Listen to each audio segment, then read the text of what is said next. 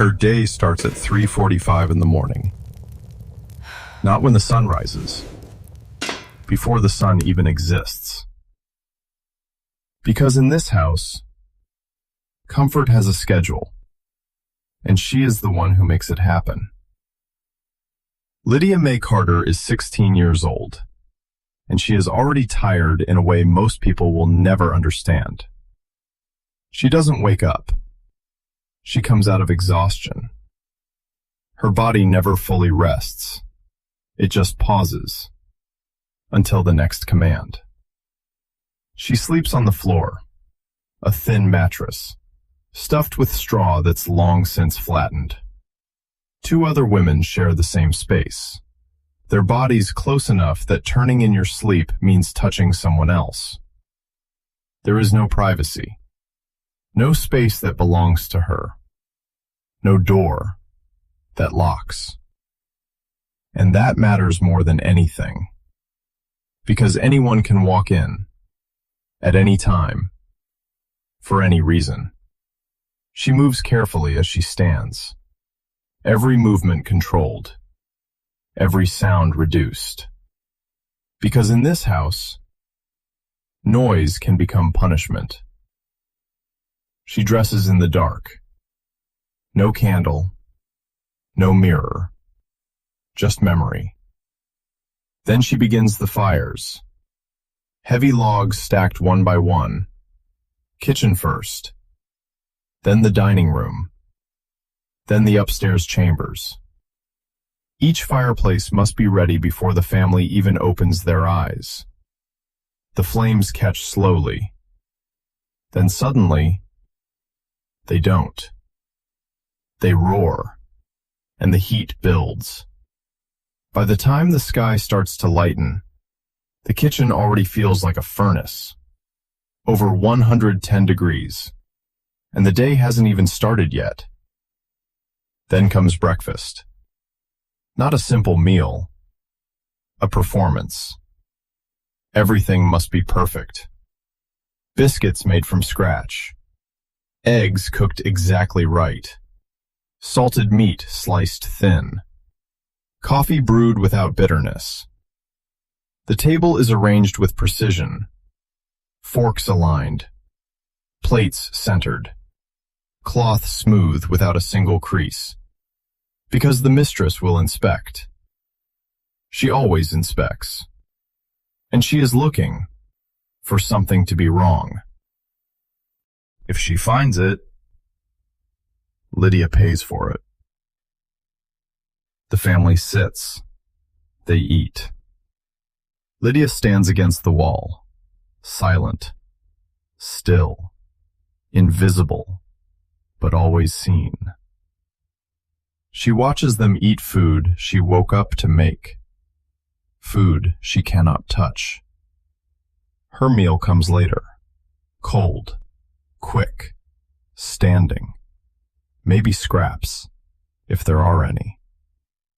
And this is the part they called better. But the work is not the worst part. The worst part is that she is never alone. Not for a minute. Not for a breath. This house looks large, open, elegant. But for Lydia, it is smaller than a cage. Because everywhere she goes, someone is watching. The mistress watches her hands, how she folds linen, how she pours tea, how she stands. Nothing escapes notice. The master watches, differently, not for mistakes, but for presence. So Lydia learns something quickly. Do not be seen, but also never disappear. It is a balance that makes no sense, and one mistake can cost everything. She keeps her eyes down, always. Eye contact can be interpreted. Too direct? Disrespect. Too distant? Suspicion. So she stares at the floor, learns the patterns of wood grain, memorizes the cracks between boards, because the floor is the only place that doesn't judge her. And then there are the footsteps. She learns them all. The mistress, sharp, fast. The master, slow, measured. The sons, unpredictable. And that's what scares her most, because unpredictability means danger. At night, the house changes. The noise disappears. The structure stays the same, but everything feels closer. Every creak sounds louder. Every step echoes longer. Lydia lies still on the floor, eyes open, listening. Because in this house, you don't wait for sleep. You wait to see what happens next. And when footsteps pass her door, she stops breathing, not moving, not thinking, just waiting.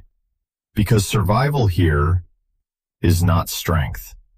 It's awareness, knowing when to speak, when to move, when to disappear, and most importantly, when to stay completely still. If the master represents power, the mistress represents control. And her control is constant. She doesn't need to shout. She doesn't need to strike.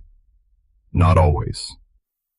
Because what she uses instead is precision. She watches Lydia closely. Not just what she does, but how she does it. Too slow? Lazy. Too fast? Careless. Too quiet? Suspicious. Too visible?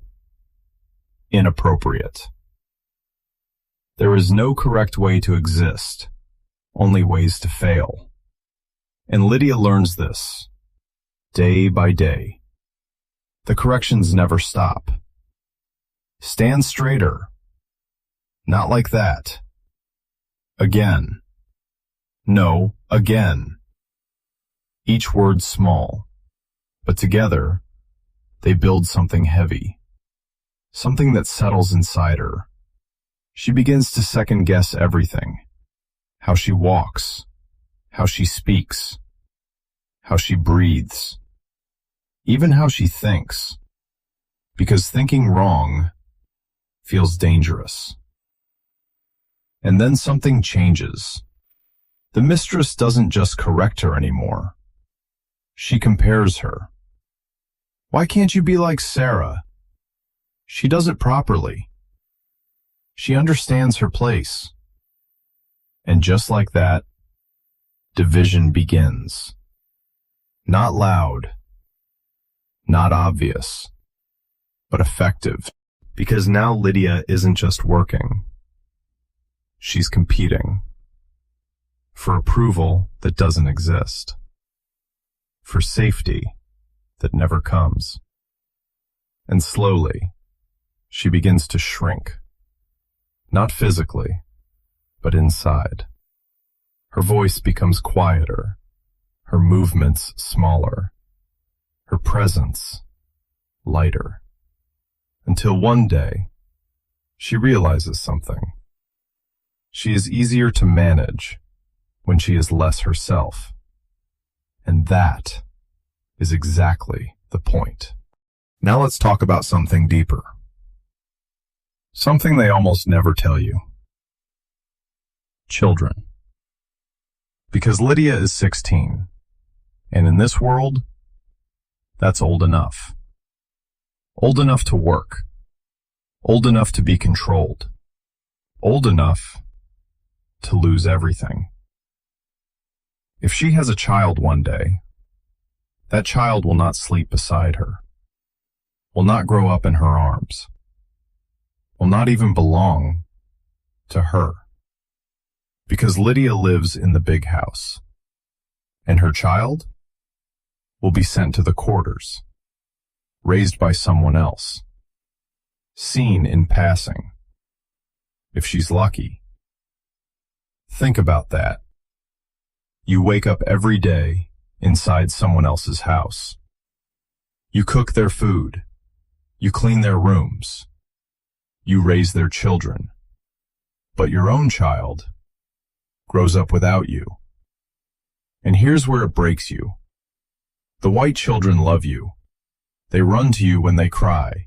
They reach for your hand. They trust you. And you care for them because you are human, because you cannot turn that off. But every time you hold them, you remember something. Your own child is somewhere else, and you are not there. You are here, serving the people who made that separation possible. And it doesn't stop there. Because those children you raise, they grow up. The little boy who clings to your dress becomes a man with power. The little girl you teach manners becomes a mistress. And one day, they will stand exactly where their parents stood. And you will still be standing right where you are. This is the part no one wants to say out loud. House slavery wasn't just labor. It was emotional control. It forced you to love inside a system designed to break you. And that contradiction, that constant tearing inside, that was part of the design. So let's answer the question. Was life in the house better? No. It was different. Field labor broke the body. House labor broke something deeper. In the fields, you faced the sun, the overseer, the exhaustion. But at night, you had distance. You had community. You had moments where you were not being watched. In the house, you were always watched. Every movement, every word, every breath. No space to speak freely. No space to exist honestly. No space to be yourself.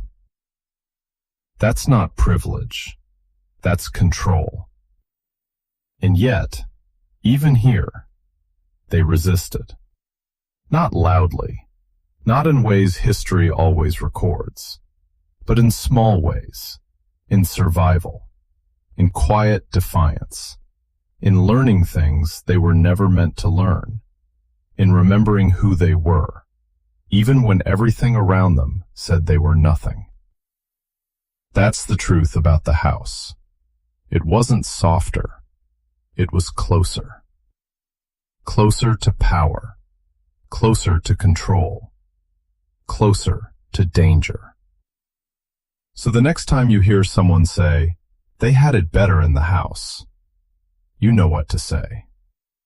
No, they suffered differently, and their story deserves to be told fully. Because comfort built on someone else's suffering is not comfort. It's silence. And silence is how these lies survive. So break it, talk about it, share it. And if this changed how you see history, stay, because we're not done telling the truth.